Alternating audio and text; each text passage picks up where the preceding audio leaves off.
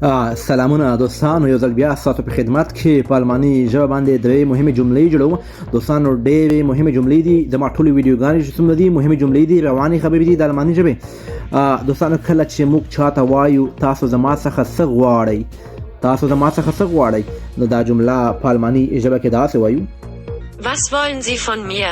Was wollen Sie von mir? wollen وای غوښتلو ته. که چېرته تاسو ته څوک وایي یا تاسو چاته وایي زه ستاسو څخه پیسې غواړم، نو دغه جمله په الماني ژبه داسې وایو: Ich will Geld von dir. Ich will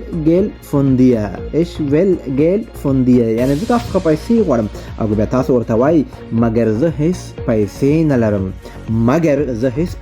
لرم، نو دا جمله په الماني ژبه باندې داسې وایو: Aber ich habe kein